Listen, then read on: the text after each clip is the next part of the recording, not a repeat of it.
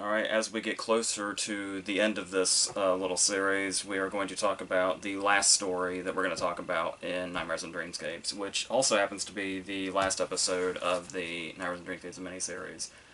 Which, not only is it the last one we're talking about, but it was the last one that aired, if I remember correctly. It aired the same night as Autopsy Room 4, and they aired together and they kind of closed out the whole event, or whatever you want to call it.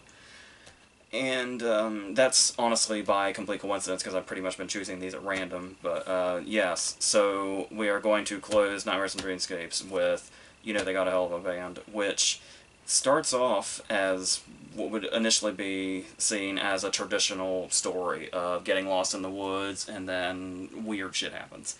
Or something, or it gets gradually more sinister as it goes. But this one takes that approach, and you can tell that's kind of the outline, like that's the groundwork for what was going on here, and takes it down the most unique road he could probably think of at the time, with them ending up in what it calls itself rock and roll heaven, which may or may not be the opposite of that. And the thing is they set up, he sets up pretty early that that's going to be the case, and it's in one of the... I really like the story a lot, but I do feel like there are some steps here that maybe I wouldn't have done or wouldn't have taken to make the story more effective, which is the whole idea of having these omens leading up to them ending up in the town. Because it's mainly the wife of the couple that's haunted by them, and she has this dream sequence about the restaurant that they had lunch at that turns really sinister with like a jukebox full of blood with like a finger sticking out of it and stuff like that. But it does do enough to make the terror of the situation that's like looming over them like a dark cloud feel potent enough. But I do like the idea of it sort of... like when you take the idea of one of the omens as a dream, and you kind of get the sense that the whole thing is intended to sort of feel like a dream, where in the case of dreams it's this idea that something starts off normal and then kind of remains normal with a little bit of odd touches thrown in until you start to realize something might be off, until you end up in something otherworldly, and it's like a gradual way to get there. And so you can kind of get the sense that the whole thing feels not only dreamlike, but also kind of like basically King's Ode to the Twilight Zone, which is mentioned numerous times in the story itself, as the wife starts to feel like that's where we're headed, and that's like a feeling inside of her after having seen too many Twilight Zone episodes that start with a town that's almost too perfect and seems too normal. And which is a feeling that we can relate to, which also adds a potency to these opening moments of the story, where there's already... because the ingenious way he sets it up with the whole them getting lost before they end up in this town is that everything inside them is already frazzled at this point. And once you reach a point like that, your mind is gonna start playing with you even more than it would if there wasn't much of a gradual lead-in into this. But the fact that their minds are going to be even more against them and cautious of everything, and it will make something evil out of any small thing, just kind of adds... it's almost like this whole story is like the personification of that. The story could be taken as like a number of things it like represents in regards to like your psyche or something, or like I said, just being an ode to the Twilight Zone or something like that. But it starts off ambiguous enough, certainly more ambiguous than the TV adaptation, where we have the dream sequence, and we have her thing about the Twilight Zone, and then there's also when she starts to compare it to other things in her mind. Like, it feels like, you know, the House of Candy in Hansel and Gretel, and they were being lured in by something. Or there was the Ray Bradbury story she talks about, where Martians, like, disguised human slaughterhouses as, like, ideal homes, and just that kind of thing. And surely most of us have been in that kind of scenario where we just had a really bad feeling about something that otherwise looked totally harmless. And I feel like this story really brought that to life in an effective way and kind of grabbed that from inside of our minds, even if it's deep in our subconscious, and put it into this story. What King does so well with so many different types of emotions and the way we think and stuff like that. But as far as the TV adaptation goes, it in itself makes me wonder if the omens were even good for the story or not, because the way King puts them in and the way King describes them is much more natural than the way the TV version does it. But it did start to make me wonder if maybe he could have just kept up the gradual thing and kind of kept it totally ambiguous and just have us saying, is it bad or is it not? Because it's kind of, it almost feels like a giveaway to have so many omens in play here. But the TV adaptation just ran with that in the most TV-like way it could. So like I said, when you have stuff like this, you bring in those really overzealous directors that are in such a damn hurry to show off, and it makes everything really flashy and annoying, and like their little flair has to be on every single aspect of it, and they have to beat over your head exactly what they want, because it's almost like they come off as like they're not experienced enough to trust the audience of, if we just do this little subtle thing, the audience will know, it's not that they'll know what to feel, they'll just kind of feel it in themselves without you having to blatantly say, okay, now we gotta do this, and you, the audience, have to feel this way and this way about it. But no, we get the opening scene where it's the very first shot of the episode is what appears to be a speeding truck. And we're building up that they almost run into it when he gets distracted. So that's the first omen they throw out there. It's like right in your damn face. And then the whole thing where he mentions in the background like skateboarders at the restaurant where they have lunch, and how they end up working their way into her little nightmare. But they had to throw in a jump scare involving rollerbladers that just jump out. And it's like, alright. It's like there's so many other ways to establish the tone here, and this is the cheapest, laziest possible way to do it. But, whatever. And then we actually get to the dream sequence itself, where, like I was saying, the thing that's most effective about using dreams, especially in like a horror landscape, is the way it starts off looking normal until you gradually start to realize that it's fucked up and otherworldly and not in any realm of reality that you're actually in until you wake up. And this just immediately goes into the zooming in and out, flashy, camera tilting bullshit.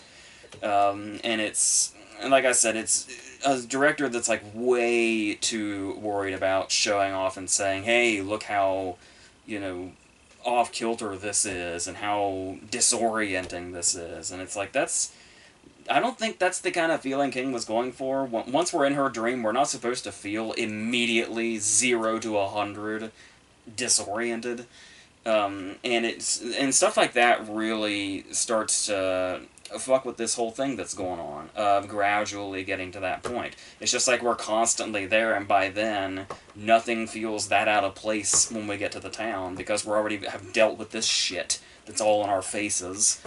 And then and the town doesn't even necessarily work as a contrast to that, because it's already set up so much that there's nothing ambiguous at all going on here. It's just going to be some terror-related thing. We just have to wait and see what it is if we haven't read the story going into it and already know. So, and then there's also the whole thing of the tape. Obviously, in the story, because it's set in the early 90s, they're putting like tapes in the car, and then it like eats the tape and spits it back out. And honestly, you probably, even if you're updating it for 2006, I think is when the series happened, you could still use the tape. It wasn't that far gone. But no, you had to update it by using a CD. And the reason I'm so against this is how fucking stupid this looks when the same thing happens in the story with the tape happens in the TV version, where it spits the CD out, and then there's this shitty CGI effect of the CD just melting. Just in, like, one go.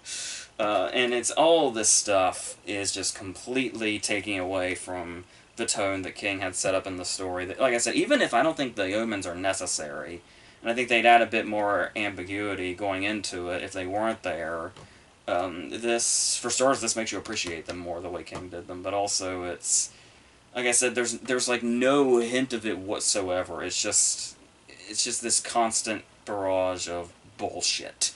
That's like way in too big of a damn hurry to get to the terror aspect of it rather than gradually get to that point. So yeah, and then if that's not enough, there's the whole thing when she says that she gets a glimpse of him, and like just whether it be like the way the lighting is or the way he looks, just for like a fraction of a second, she says she feels like she can see what he's gonna look like in 30 years, and it freaks her out inside, and it's such a brief moment, and the TV version takes it so damn literally that it's ridiculous how literally the TV adaptation tries to take everything the King put in just these little subtle things to make everything feel like off balance or eerie in a way that we're not quite sure what it is. And the TV version just wants to take all that stuff and just blow it up in the most attention-grabbing possible way as quick as possible.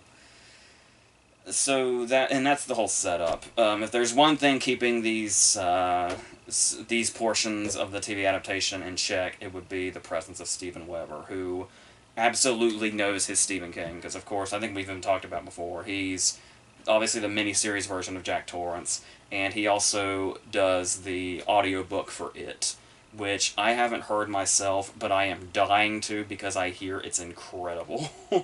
Where it's just him, and it's like 44 hours long, and I've heard it compared to like a one-man radio play. It's like ever since I heard about that, I am just dying to hear Steven Weber perform it.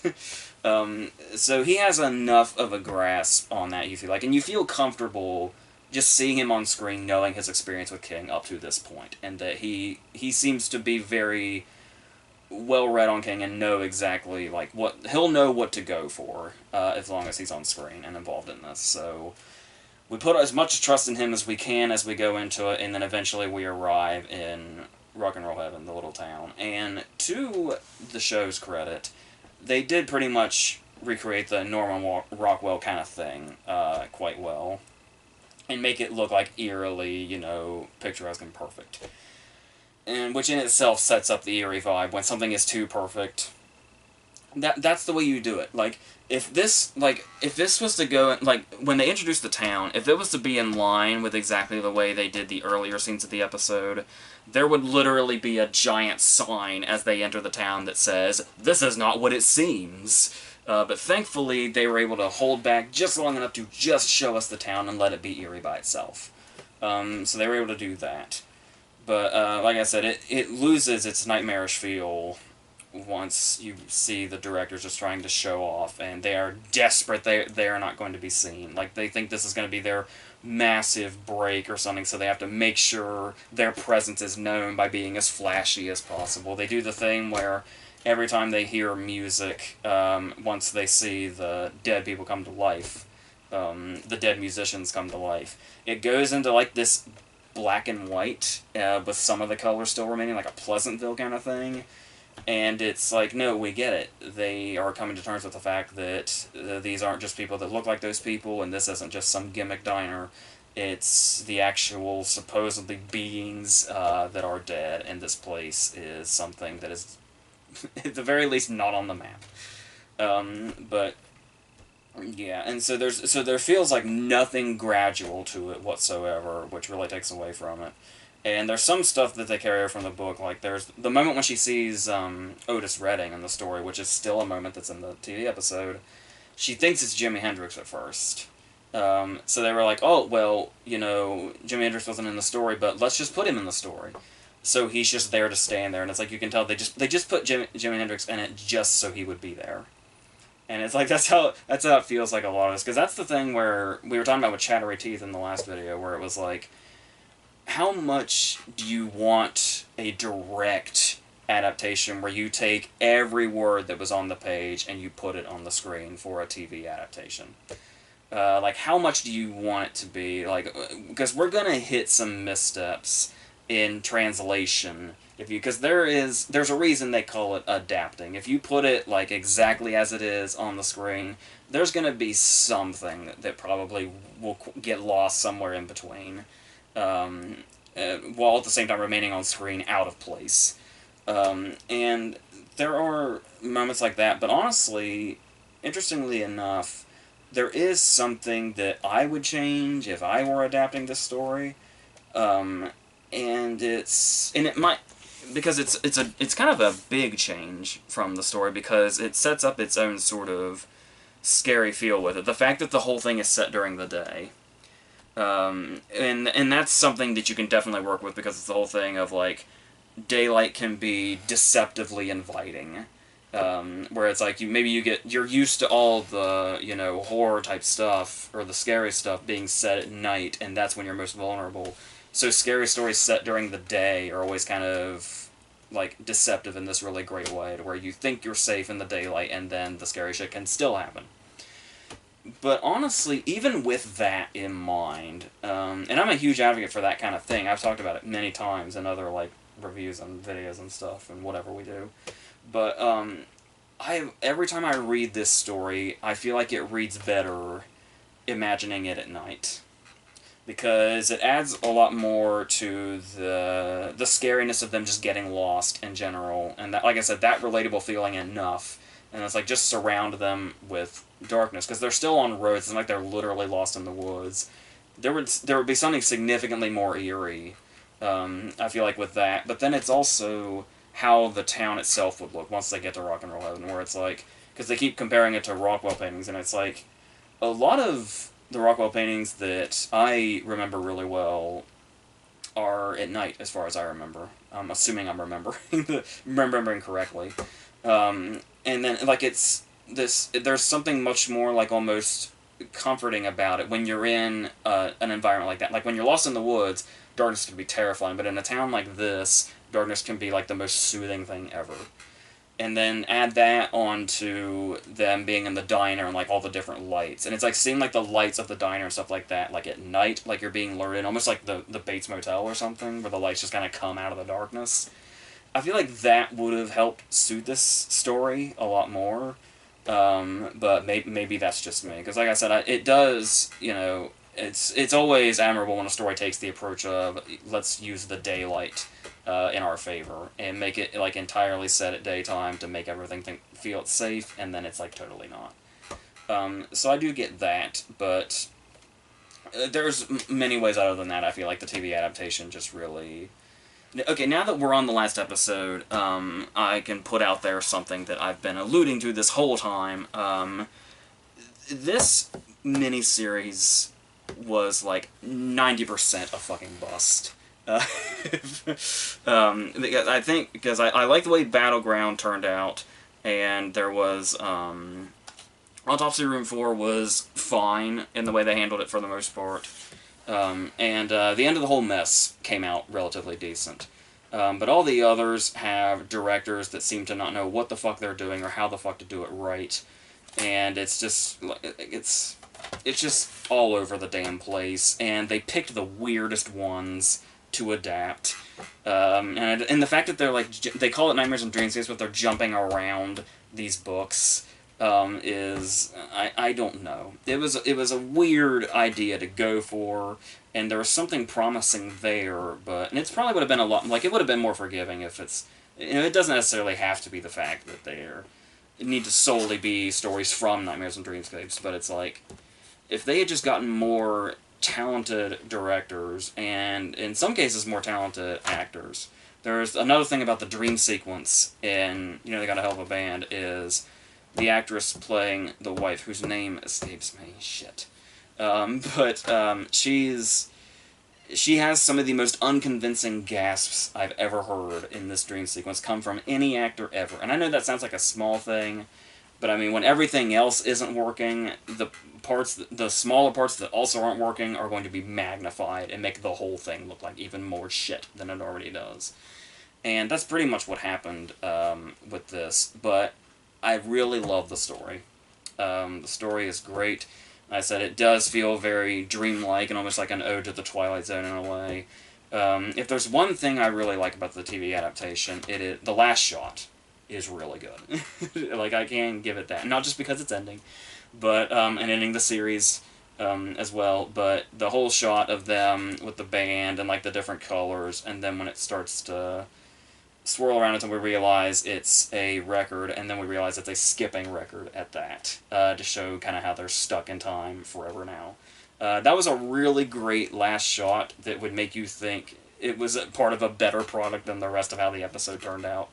But it is a great story, and that's the problem too. Is a lot of these adaptations took great stories, and you'd never be able to tell from these adaptations because of the very poor direction and execution.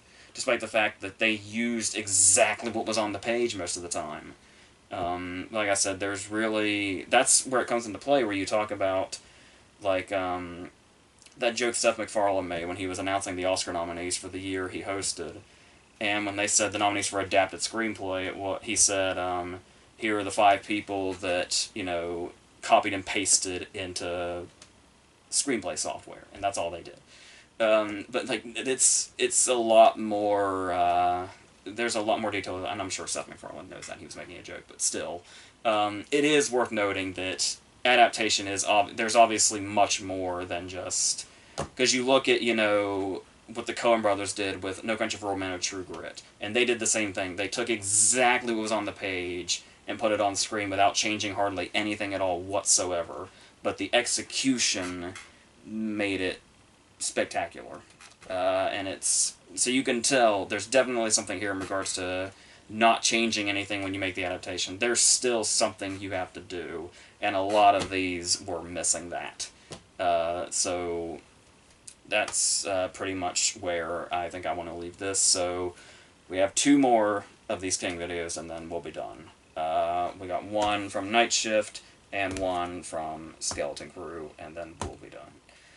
So, and obviously apart from that, there's reviews and verses and all that other stuff. So, until all that stuff, I think that's it for this.